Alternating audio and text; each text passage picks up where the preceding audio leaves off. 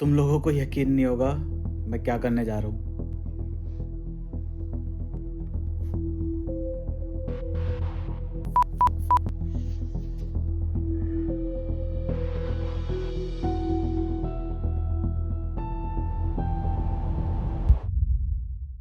अब ये आ तो गया है, लेकिन पता नहीं मुझे ऐसा क्यों लग रहा है कि मेरे पैसे वसूल नहीं होंगे। वेल, ये है Sennheiser HDB630 और ये अभी दुनिया का नया फेवरेट वायरलेस हेडफोन बना हुआ है। बॉक्स को खोलते ही 2 किताब मिलती है जिसको मैं यहीं पर पड़े रहने दूंगा।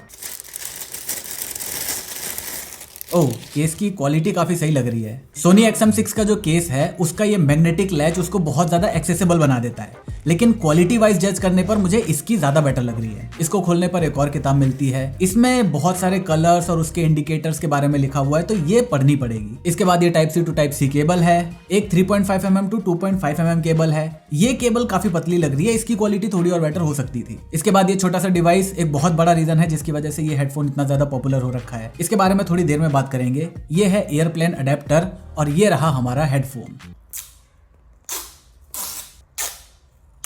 ओके, तो इसे अच्छे से यूज करते हुए मुझे 2 हफ्ते ऑलरेडी हो चुके हैं और मैं इसे बहुत सारी कंडीशन में टेस्ट कर चुका हूं। तो अब मेरे पैसे वसूल हुए हैं या फिर नहीं वो मुझे तो पता चल गया है, लेकिन आपको समझाने के लिए मैं इस हेडफोन को इन 6 कैटेगरीज में डिवाइड कर रहा हूं। हर कैटेगरी में हम इसे 10 में से नंबर देंगे, तो अगर ये 60 में से 50 नंबर ले आया तो ये पैसा वसूल प्रोडक्ट कहलाएगा, वरना समझ जाना गरीब की कुटिया में एक और छेद होगी। चलो बिल्ड एंड डिजाइन से शुरू करते हैं। मैंने सोचा था ये इतने महंगे हेडफोन है तो इनको पकड़ने में भी महंगे वाली फीलिंग आएगी, लेकिन वो नहीं आई। पहला तो इसका बिल्ड प्लास्टिक है, दूसरा मैं इसको जहां पर भी पहन कर गया किसी को भी ऐसा नहीं लगा कि मैं बहुत ही ज्यादा महंगे हेडफोन पहनकर घूम रहा हूँ। इसके अलावा ये फोल्ड भी नहीं होते, तो आपको इसे कैरी करने के लिए ये केस लेकर ही घूमना पड़ेगा। इसमें इकलौता यही एक बटन है, यहीं से ये ऑन ऑफ भी होता है और यहीं से इसका वॉइस असिस्टेंट काम करता है। बाकी ये रहे बैटरी के इंडिकेटर्स, चार्ज करने के लिए Type-C पोर्ट और ये 2.5 mm जैक जिससे आप इनपुट दे सकते हो। इसके कुशन देखने में ऐसे लगता है लेदर मटेरियल का है, लेकिन एक्चुअली ये लेदर है नहीं। बाकी क्वालिटी वाइज ये बहुत अच्छा है। एक चीज आप हमेशा ध्यान रखना, जितने भी आपके ANC वाले हेडफोन्स होते हैं उनके कुशंस को बहुत ज्यादा नरम नहीं बनाया जा सकता। अगर वो ज्यादा नरम होंगे तो उसका ANC उतना अच्छा काम नहीं करेगा। ये पैटर्न आपको सारे ANC हेडफोन्स में नोटिस होगा, लेकिन इसके क्लैंप फोर्स और कुशनिंग का जो बैलेंस है वो बहुत अच्छा है। अब यहाँ पर कुछ लोगों को डाउट होगा कि भाई इतना महंगा हेडफोन होने के बाद भी पूरा बिल्ड प्लास्टिक का है, कहीं तो मेटल यूज होना चाहिए था। तो आपको जवाब मैं नहीं दूंगा, आप खुद एक्सपीरियंस करो। किसी भी एप्पल स्टोर में जाओ,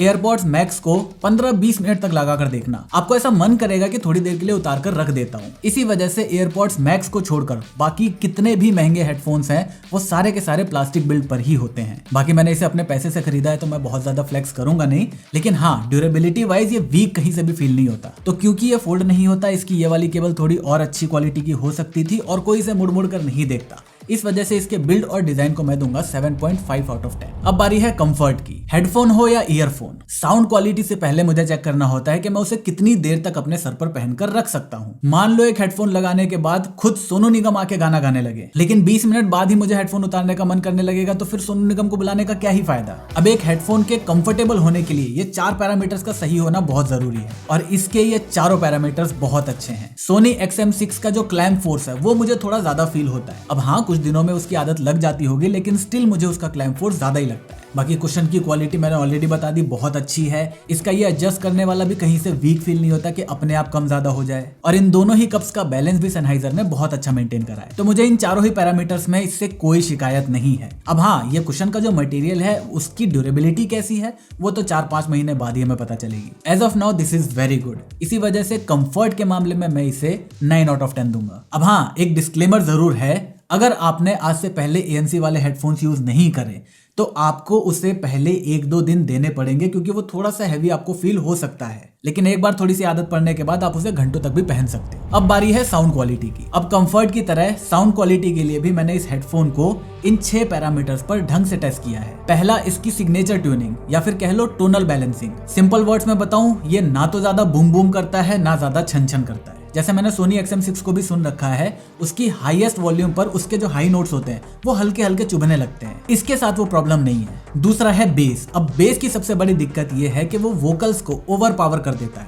या ऐसा कह लो उसको ढक देता है। उस एक्स्ट्रा बेस की वजह से वोकल्स की क्वालिटी वैसी निकल कर नहीं आती जैसी निकल के आनी चाहिए, और ये आपको सारे पॉपुलर ANC हेडफोन्स में देखने को मिलेगा। बट इसमें सेनहाइजर ने शायद स्टार्टिंग से यही कोशिश करी थी कि जो प्रॉब्लम्स आज तक सारे हेडफोन्स में आए हैं उसको ठीक करना है। तो यहाँ पर मे भी आपको वो बहुत हैवी बेस नहीं मिलेगा, बट जो वोकल्स की क्वालिटी है और बेस की जो बैलेंसिंग है वो इतनी प्यारी है कि आपको उसकी कमी बिल्कुल भी फील नहीं होगी। अब आपको और एक्स्ट्रा बेस चाहिए तो उसके लिए सॉफ्टवेयर में आपको एक ऑप्शन मिल जाता है बेस बूस्ट का, लेकिन अगर आप उसको ऑन भी कर लेते हो तो भी इसकी बेस उतनी ज्यादा ओवरपावरिंग नहीं बनती। इसके बाद आता है मिड्स, और वो इस हेडफोन का सबसे बेस्ट पार्ट है। मिड्स में बेसिकली वोकल्स आते हैं, और मैं सच बता रहा हूं, मैंने सोनू निगम, के अरिजीत सिंह, श्रेया घोषाल, इन लोगों की आवाज इससे बेटर आज तक नहीं सुनी। मैंने इसमें बहुत सारे गाने सुने हैं और मुझे कई गानों में नए नए इंस्ट्रूमेंट्स डिस्कवर हुए हैं कि इस गाने में ये इंस्ट्रूमेंट भी था जो मैंने आज तक सुना नहीं था। तो इसका जो मिड्स है वो इस प्राइस में आने वाले सारे हेडफोन्स में सबसे बढ़िया है। इसके बाद 4 पैरामीटर है ट्रबल,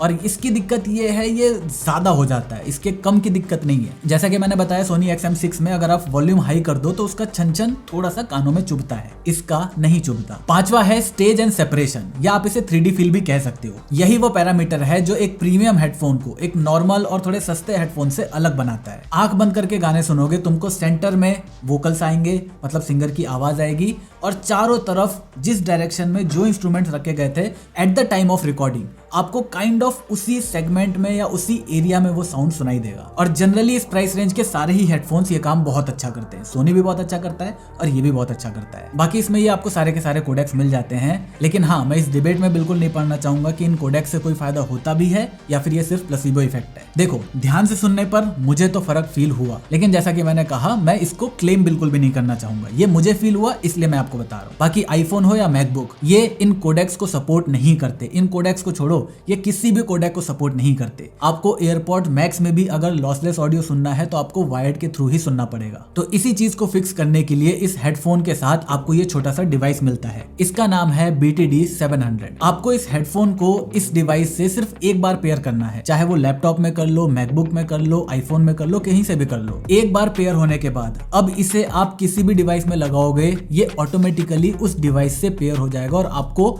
उस डिवाइस का जो मैक्सिमम आउटपुट निकल सकता है वो आपको आपके हेडफोन में सुनाई देगा। तो हैंड्स डाउन मैंने अपने फेवरेट सिंगर्स की आवाज इतनी अच्छी आज से पहले कभी नहीं सुनी थी। इस वजह से साउंड क्वालिटी के मामले में मैं इसे 9.5 आउट ऑफ 10 दूंगा। लेकिन हाँ, एक चीज याद रखना, एक वायरलेस हेडफोन विद ANC कभी भी एक वायर्ड हेडफोन विदाउट ANC जितना अच्छा साउंड नहीं कर सकता। और इसमें किसी कंपनी की गलती नहीं है, यहाँ पर फिजिक्स की लिमिटेशन आ जाती है। इसके बाद बारी आती है इसके ANC की। तो ये इसका सबसे बेस्ट पार्ट तो नहीं है, और शायद मुझे इसका रीजन पता है कि क्यों। पहला रीजन है इसका क्लैंप फोर्स। मैंने पहले ही बताया था कि इसका क्लैंप फोर्स बहुत ज्यादा नहीं है, तो ये एक अच्छी बात है फॉर कंफर्ट, लेकिन शायद इसका असर ANC पर पड़ता है। दूसरा, ड्राइवर्स का डिजाइन। मैंने बताया ना कि फिजिक्स एक लिमिटेशन क्रिएट करता है ANC वाले हेडफोन्स में, तो मुझे ऐसा लगता है सेनहाइजर का इस हेडफोन के साथ पहला ऑब्जेक्टिव था साउंड क्वालिटी, ना कि ANC। तो इसके ड्राइवर का डिजाइन ऐसा करा गया है जहां पर साउंड क्वालिटी को प्रायोरिटी दी गई है, इसकी वजह से ANC थोड़ा सा वीक है। On the other hand, Sony XM6 के अंदर साउंड क्वालिटी आपको इसके जैसी नहीं मिलेगी, लेकिन उसका ANC फिर इससे बेटर है। तो ANC एंड ट्रांसपेरेंसी मोड को मैं इसे दूंगा 7 आउट ऑफ 10। नेक्स्ट है द ऐप सपोर्ट। ये दुनिया का पहला हेडफोन है जिसके ऐप के अंदर आपको पैरामेट्रिक इक्वलाइजर का ऑप्शन मिलता है। पैरामेट्रिक इक्वलाइजर का मतलब आप हर एक फ्रीक्वेंसी को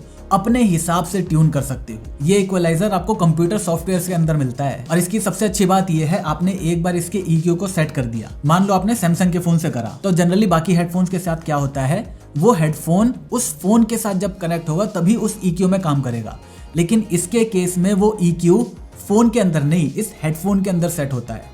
तो आपने जो EQ सेट कर दिया, अब आप इसे किसी भी डिवाइस के अंदर लगाओगे, वही सेम EQ हर जगह काम करेगा। बाकी एक टाइम पर 2 डिवाइस से कनेक्ट हो जाता है। इसके सारे टच जेस्चर्स बहुत अच्छे से काम करते हैं। इसके अलावा कॉल क्वालिटी वगैरह भी बहुत अच्छी है। आज तक का सबसे बेस्ट XM6 था और ये उसको पूरी टक्कर देता है। तो इन सारी चीजों को ध्यान में रखते हुए, स्पेशली द पैरामेट्रिक इक्वलाइजर, मैं इसके ऐप सपोर्ट को 9 आउट ऑफ 10 दूंगा। अब लास्ट कैटेगरी है बैटरी। मेरे पास ये 2 हफ्ते से है और अभी तक मैंने इसे सिर्फ 3 बार चार्ज करा है। अब इस 2 हफ्ते में मैंने कितना यूज करा वो एक बार देख लो। सबसे पहले मैंने इसके कंफर्ट और बैटरी को चेक करने के लिए स्ट्रेंजर थिंग्स का सीजन 1 पूरा का पूरा बिंज वॉच करा। उसके बाद इन 2 हफ्तों में रोज 3-4 घंटे मेरा यूज हुआ है। 3 बार ऐसा हुआ है जब मैंने घर पे भी 3-4 घंटे यूज करा और बाहर ले जाकर भी 3-4 घंटे यूज करा है। तो कंपनी इसका बैटरी बैकअप 60 घंटा क्लेम करती है और मुझे लगभग उसी के आसपास का रियल लाइफ में भी मिला है। इसी वजह से मैं बैटरी को भी 9 आउट ऑफ 10 दूंगा। तो ये रहा इसका स्कोर कार्ड। इसने स्कोर किया 51 आउट ऑफ 60। तो मेरे रूल के हिसाब से इसने मेरे पैसे वसूल करवा दिए। लेकिन अगर ये 50 स्कोर नहीं भी करता तो भी मेरे लिए पैसा वसूल था,